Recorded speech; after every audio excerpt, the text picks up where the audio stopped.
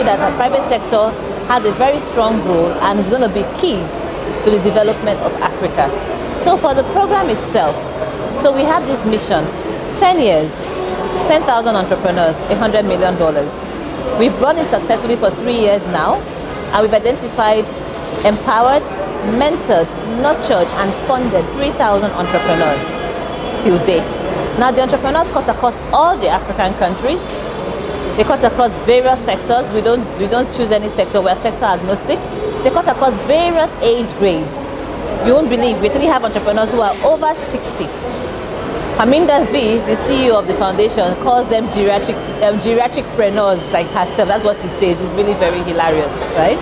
So that's what we're trying to do with the program. So we go over it again. We want to identify, nurture, mentor, train, and empower 10,000 entrepreneurs over a period of 10 years using a commitment of $100 million to achieve it. Small businesses have always been touted as the answer to the joblessness in Africa. But would you say governments, is the political will from our leaders to ensure that the environment in which businesses are operating are conducive for growth? So if you follow Mr. Elumelu a lot, he talks about the government's role, right? The government's role in driving Africa's development, and he talks about creating an enabling environment. So what you're saying, you're very right.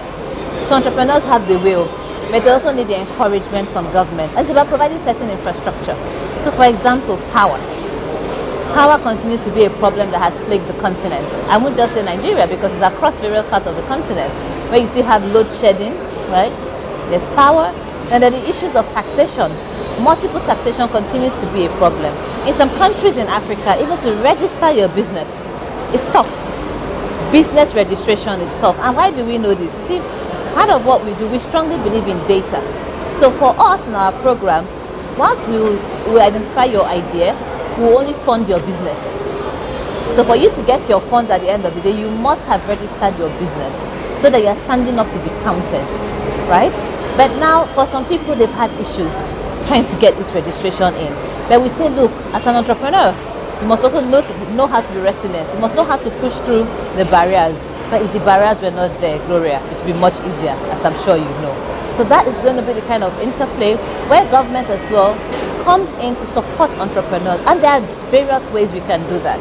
I mean, we know about countries in Africa that are creating an enabling environment. Since you started running this program 3 years ago, what would you say are your challenges that the entrepreneurs are facing across the different countries in Africa?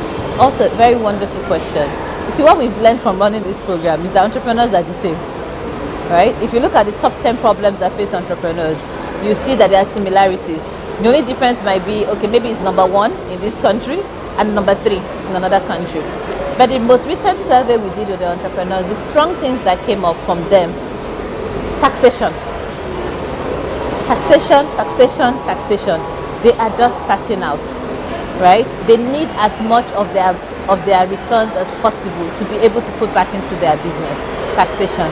And what makes the taxation a little bit more grating is, after I have paid my taxes, I still have to generate my power, generate my water, do my security, healthcare, you know, so those things create a bit of frustration. Taxation. Second is access to markets. So within Africa, so for example, you came from South Africa to Nigeria, you needed a visa, didn't you? If I'm going to South Africa, I need a visa, don't I? Why? When we are one Africa, why do we need visas?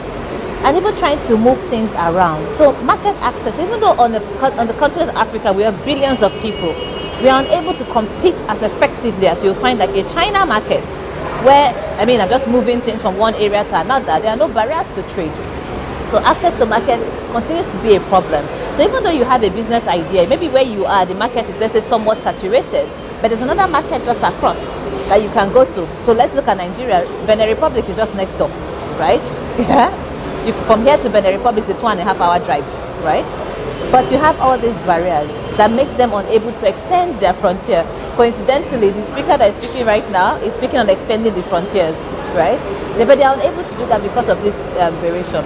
Then the third one, there's also the thing about finance, right? So you find, and this is a conundrum, to be very honest. So you have entrepreneurs who are seeking funds, seeking investment.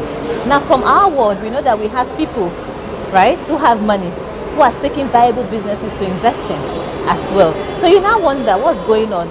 You have money, you want money, why can't you just come together? But there are barriers.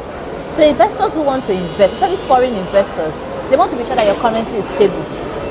They want to be sure that your policies are stable, your environment is stable, and that there's also a way for them to take out their money if or when they want to.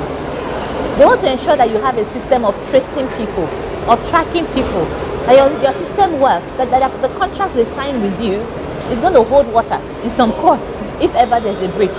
And not only that, that it's not just hold water, but hold water quickly. There's a common saying, justice delayed is what? Justice denied. So if you're dragging out a court case for 3 years, 4 years, as an investor, would you want to come in? You wouldn't want to come in. But these are the things as well. So beyond just looking for viable businesses, they're looking at the sustaining ecosystem that would encourage them to invest their funds. So that was that report by Glorious Sefako-Musi in Lagos in Nigeria.